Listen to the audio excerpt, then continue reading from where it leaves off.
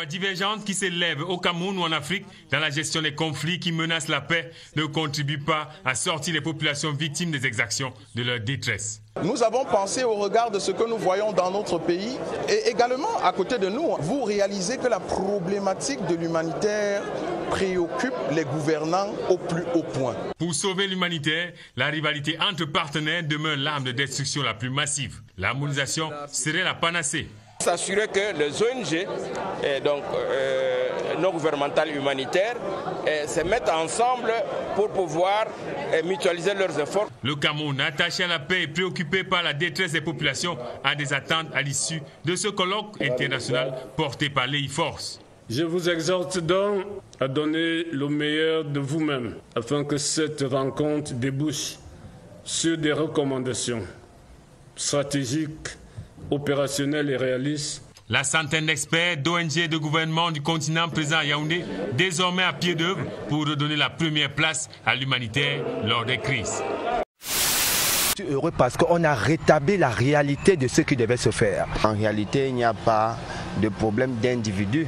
C'est un engagement sur l'honneur du sénateur Grégoire Mbamba et Lucien Piado, suivi de chaleureuses accolades entre ces deux chefs de file et des encouragements de la hiérarchie du parti pour amener la paix au sein de la section RDPC, aux séances d'eux qui ont mis un terme à plusieurs heures de tractation entre divers acteurs et la commission régionale de coordination des opérations de renouvellement des bureaux des organes de base du RDPC, dépêchés à Kribi par la hiérarchie du parti. Nous rentrons ce soir avec le sentiment d'avoir bien travaillé. Nous ne tolérerons aucune dérive. Avant que ce document en 5 points ne soit paraphé en plénière, la délégation dépêchée par le comité central du RDPC a condamné fermement la marche illégale et les voies de fait diffusées sur les réseaux sociaux. Il ressort de ces divers échanges que ne seront inscrits dans le sommier que les militants dont la situation aura été validée par la commission électorale de section que préside Patrice Melom. Les premières choses, c'est le problème de la sécurité. Parce que le gouvernement a déjà commencé pour construire la route là, les terroristes ont attaqué les gens qui travaillent là-bas. Et on a brûlé les catapillas qui sont là. Et les machines là, c'est très cher. Et ce n'est pas normal que tout le moment l'État dépense l'argent comme ça. Mais au notre niveau, avec le pouvoir que le gouvernement a donné comme autorité locale, on a décidé pour acheter notre là. On met une équipe technique sur place, on travaille avec machine et avec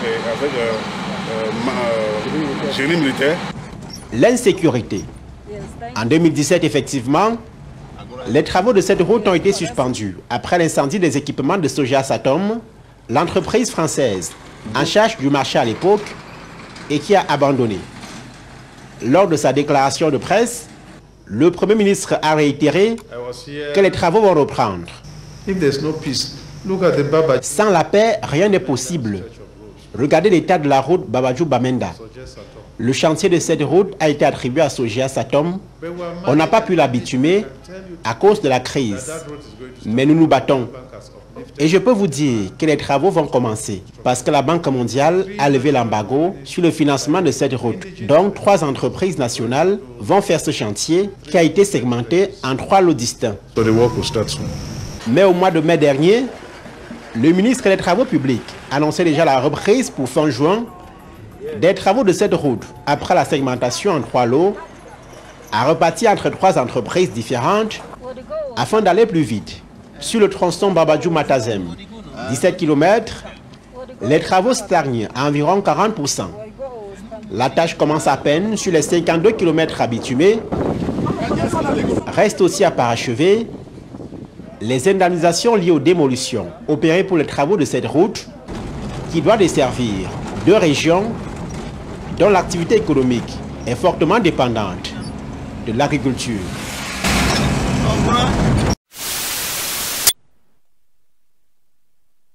C'est une 3e journée de visite dans la région du Nord-Ouest, précisément à Bamenda, plutôt ouvert et moins protocolaire. Le Premier ministre chef du gouvernement, le docteur Joseph Diongouté, prête l'oreille aux élites des différents départements, les fils et filles de la région des audiences. Bamenda 2e, à travers son maire reçu, présente plutôt un visage d'espoir On vient de parler avec le Premier ministre, chef du gouvernement, hier.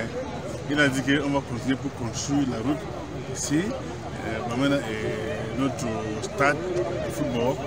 Et au niveau de la commune, il a dit qu'il va faire tout pour nous aider, pour faire notre travail, pour recruter les jeunes. Parce que si tout le problème ici, c'est les jeunes qui créent tout le problème. Si on recrute les jeunes, ça va nous aider pour résoudre ces problèmes. Le département de la Momo, valablement représenté, exprime également sa volonté d'un retour à la paix et la mise en place du statut défini lors du grand dialogue national. Il est venu premier des choses pour nous dire ce que le gouvernement a déjà fait concernant les résolutions qu'on a prises à Yaoundé. Et deuxièmement, il est là pour que on peut venir avec les solutions pour que la paix revienne à Bamenda. La femme de la région du Nord-Ouest, déterminée à accompagner le chef de l'État dans sa volonté. Il y en a qui, par mauvaise foi ou tout simplement par ignorance, posent la question de savoir qu'est-ce qui s'est passé depuis lors. Dans tous les cas, dans les deux cas, il faut ajuster quelque chose. Et nous avons proposé qu'on renforce la communication autour des réformes, autour des engagements, autour des résolutions, autour de tout ce qui a déjà été fait jusque-là. Personne n'est ignorant qu'il y a un projet de reconstruction du Nord-Ouest. Personne n'est ignorant qu'il y a maintenant, qu'on a institué dans le processus de décentralisation les régions et le statut spécial avec la Chambre des chefs, des choses qui n'existent pas dans les 8 autres régions. Le Premier ministre, chef du gouvernement, poursuit confortablement ses consultations. L'espoir et le souhait de tous est qu'au terme des solutions soient trouvées pour le retour des compatriotes. En recevant le département de la Momo, le chef du gouvernement a clôturé avec le 6e des 7 départements que compte la région du Nord-Ouest. Au menu de ces différentes audiences, les questions de sécurité, de développement, mais également de justice. Sur la sécurité, on a pris l'assassinat dans la nuit de mercredi à jeudi du directeur de l'école publique de Nkongmaga dans l'arrondissement de Woum, dans le département de la Mentchoum. C'était un acte attentatoire à l'éducation, a commenté le préfet de ce département que nous avons interrogé après la réunion avec le chef du gouvernement. Non, les circonstances, vous savez, comme c'est des cas isolés, les gens savent qu'on ne peut pas sécuriser individuellement chacun, tout le monde. Et donc, les gens sont venus certainement à son domicile, l'ont surpris comme tout incident ou tout problème de sécurité dans toutes les villes. Donc ça s'est produit comme ça et nous allons ratisser large et nous parviendrons à aller dénicher.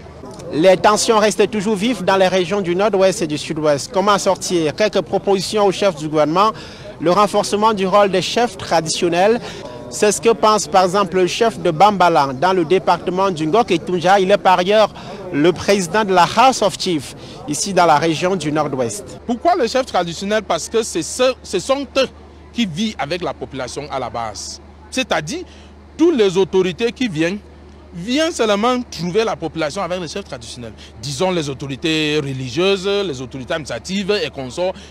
Toutes ces autorités-là viennent seulement trouver les chefs traditionnels étant installés avec leur population.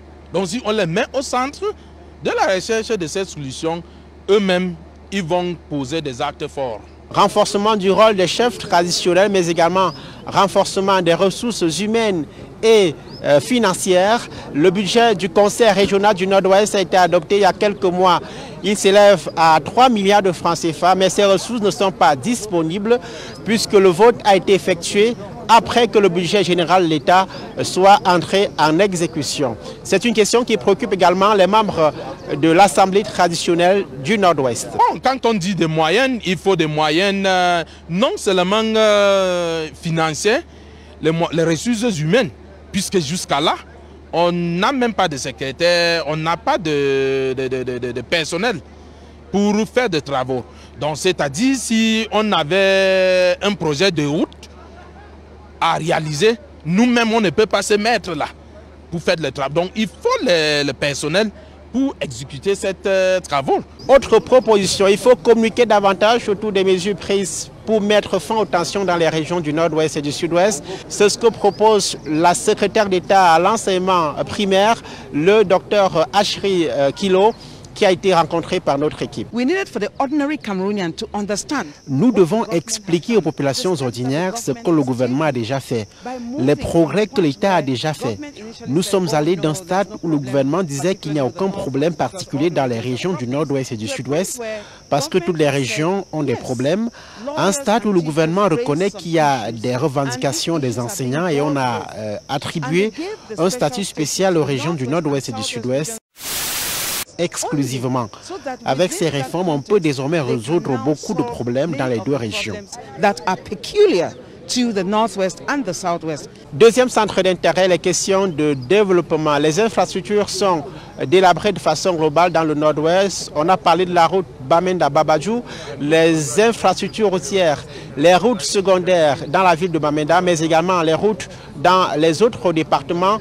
Le fameux projet de la Ring Road entre le Cameroun et le Nigeria, c'est également au menu des échanges entre le chef du gouvernement et les différentes délégations, notamment le département du Mbui ou encore le département du Ndonga-Mantoum. Il est temps pour nous de revenir dans la République et d'essayer de construire quelque chose. Aucune œuvre humaine n'est parfaite. Aujourd'hui, nous faisons la comparaison. Vous voyez un pays comme la France, c'est depuis 800 années qu'ils construisent. Nous construisons notre pays depuis 50 ans. On ne peut pas tout demander maintenant. Mais si on pense que le rythme de développement n'est pas bon, on peut se plaindre, on peut s'en plaindre, mais il faut poser des actes qui donnent la possibilité au développement, qui donnent la possibilité à la paix, qui donnent la possibilité à la concorde sociale. Autre centre d'intérêt sur ce plan du développement, la question de l'électrification. Un département comme le Ndonga-Mantoum n'a pas d'énergie depuis 2 ans aujourd'hui en raison d'une attaque séparatiste contre les installations électriques. Les chefs traditionnels et forces vives de ce département ont proposé au gouvernement de résoudre ce problème dans l'urgence. Nous avons évoqué le projet de la Ring Road qui tient à cœur les populations du Ndonga-Mantoum et du nord-ouest en général. Nous avons également évoqué la nécessité de renforcer la sécurité à la frontière entre le Cameroun et le Nigeria. Et puis la question de l'électricité, le Ndonga-Mantoum n'en a pas depuis 2 ans. Nous en avons également parlé. Sur les questions de justice, les forces vives reçues par le chef du gouvernement ont posé sur la table la question de la réorganisation des chefferies traditionnelles. Le vaste département du Ndonga-Mantoum n'a pas de chefferie de premier degré. Cela a été rappelé au chef du gouvernement par le chef de Messager, qui est par ailleurs membre de la House of Chiefs, ici dans la région du Nord-Ouest. Dans Ndonga-Mantoum, on revendique les chefferies de premier degré, pas une seule, mais c'est un département qui est très vaste.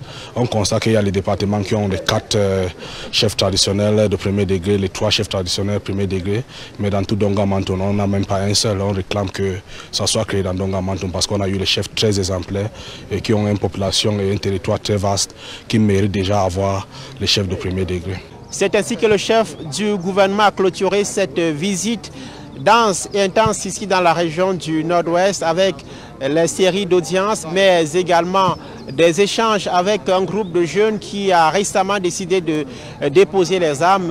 Ce groupe qui opérait dans l'arrondissement de Noni, dans le département du Mbui, où les groupes séparatistes restent très actifs. De Ayaba Hotel, Emos Fongo, Donald Brice Kamgan, Equinox Télévision.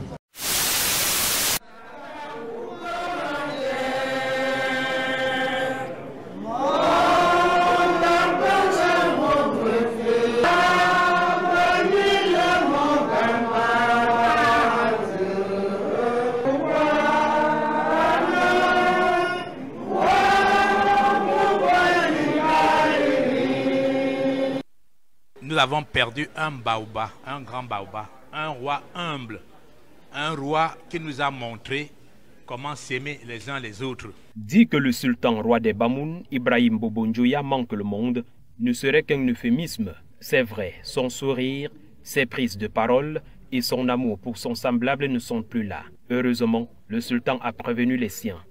Il nous a dit d'être forts parce qu'un jour il s'en ira.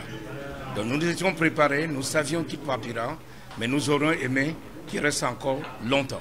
Rassemblés à Paris, les Camerounais et plusieurs Africains ont dit un vibrant hommage au sultan Ibrahim Bobo Njoya. Et plus triste encore, ceux qui étaient plus proches de lui. J'ai eu des longues discussions, des conseils, plein de choses avec lui et malheureusement la nouvelle est tombée le lundi matin quand moi je suis arrivée en France le dimanche. Réunis massivement à Paris, ces enfants de la diaspora à qui il aura été un frère, mari ou un père précieux, Ibrahim Bobo Njoya laisse une prodigieuse progéniture. Un homme qui, pour la nature des relations que j'ai eues avec lui et que j'ai observé de loin, qui ne fait pas de différence entre ses enfants. Parce que le sultan des Bamoun, Ibrahim Bobo Njoya, a su laisser une trace indélébile, une empreinte de géant qui lui permet de survivre à la mort physique survenue en septembre dernier. C'est une grosse perte pour nous, mais nous sommes satisfaits ce soir de la mobilisation, de cet instant d'union et de témoignage. Un homme affable, au compteur facile, un véritable phénomène de simplicité qui a su accueillir à bras ouverts son entourage. Et au moment où il quitte l'Europe... Gloire à Dieu. Merci et merci à tout le comité d'organisation qui ont bien voulu qu'on se retrouve ici. Un travailleur acharné, un pur génie de la culture, de la tradition et de la politique. C'est indiscutable. Il sera inhumé le week-end prochain dans la terre de Fouban.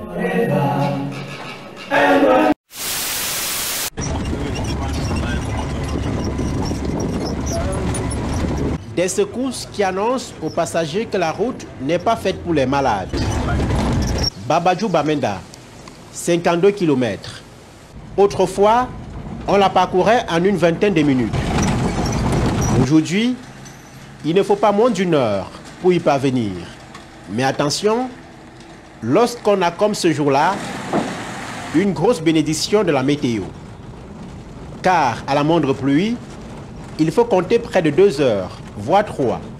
C'est ce que nous dit ce conducteur, habitué du tronçon. La situation ne fait que s'aggraver.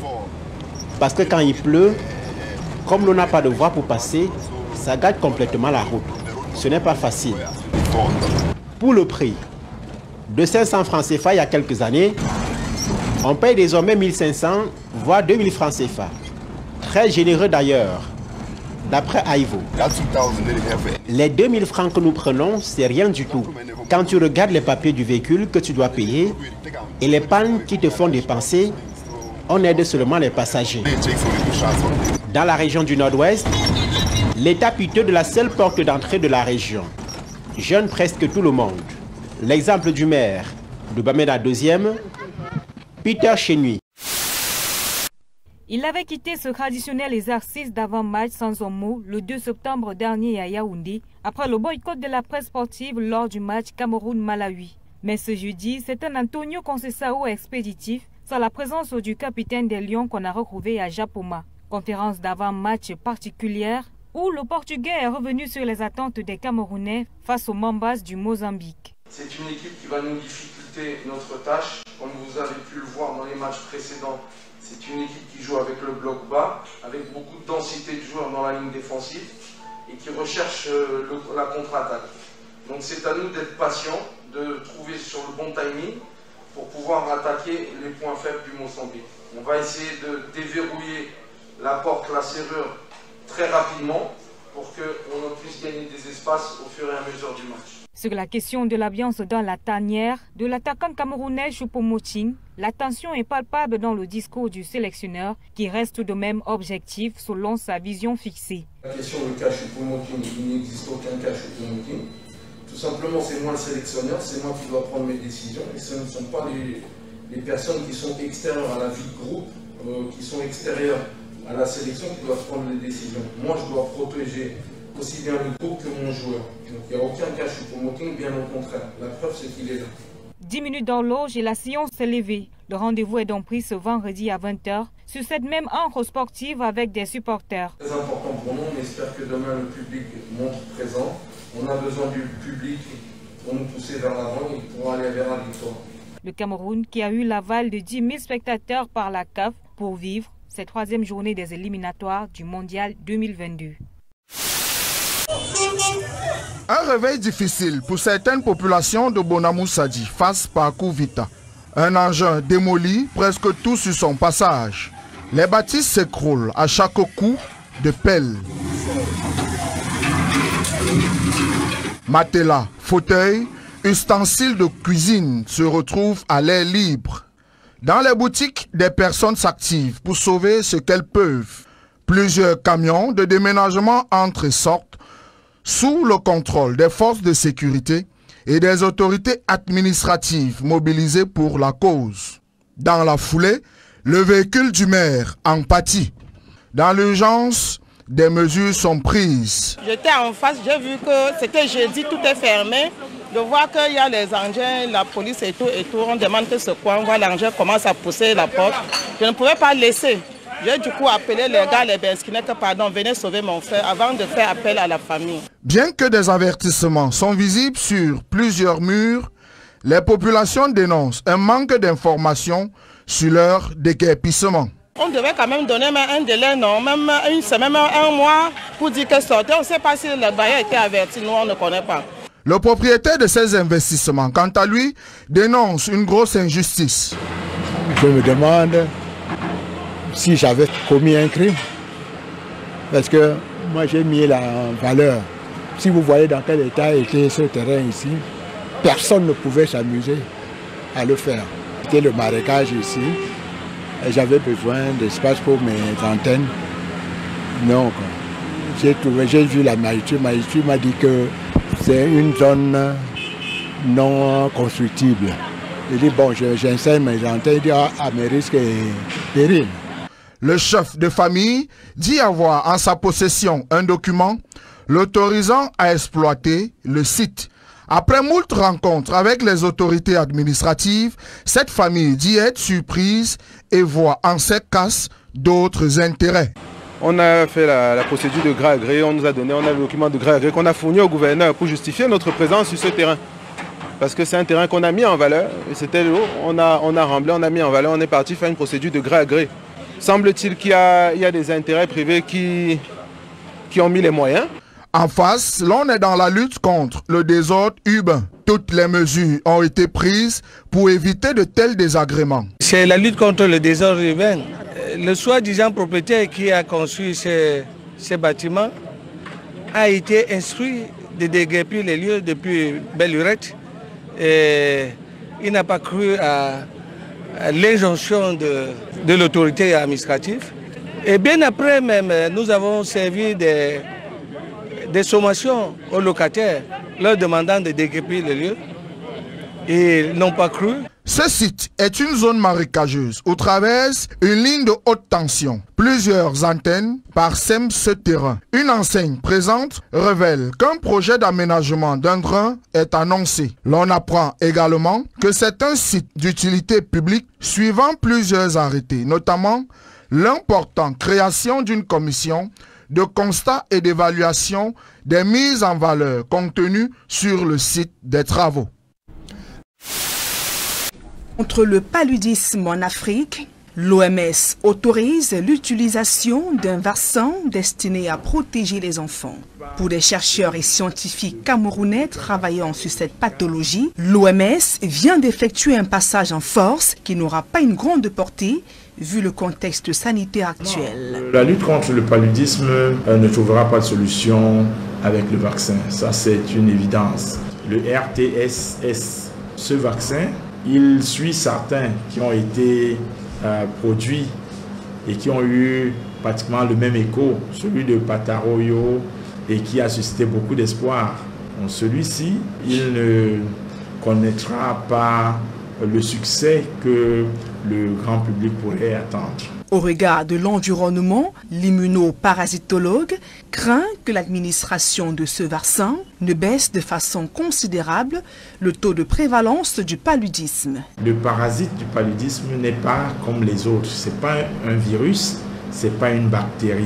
S'il faut administrer un vaccin plusieurs fois, s'il faut l'administrer dans les conditions où les gens sont à 25-30% déjà parasités, il y a beaucoup de limites. Nous sommes allés vers le sud-ouest jusqu'à 80% d'enfants d'une école qui portaient le parasite du paludisme. Donc, c'est très difficile, voire impossible, d'avoir un vaccin 100% efficace. Le RTS-S, distribué sous la marque Mosquiris, est un vaccin élaboré à base de protéines qui, d'après des spécialistes, agit contre le parasite appelé Plasmodium falciparum, transmis par le moustique. Selon l'OMS, ce vaccin a été prouvé efficace il y a 6 ans. Dans les pays comme le Kenya, le Malawi et le Ghana, 2,3 millions de doses ont été administrées en 2 ans. Au Cameroun, remporter la bataille contre le paludisme repose sur 3 piliers essentiels, à savoir le diagnostic, le traitement et la prévention. Pour cela, le professeur Gustave Lemann demande au gouvernement de réduire de façon considérable les importations des moustiquaires imprégnés et d'encourager la production locale. Cela pris ensemble permet de lutter et contre les moustiques, contre les parasites et surtout de détecter les cas asymptomatiques. La meilleure mesure à prendre, c'est utiliser déjà les moustiquaires imprégnés qui ont montré une certaine efficacité et les fabriquer au mieux sur place. L'assainissement, le monde sait, et surtout sensibiliser les populations les plus vulnérables. En Afrique, le paludisme tue plus de 260 000 enfants de moins de 5 ans chaque année.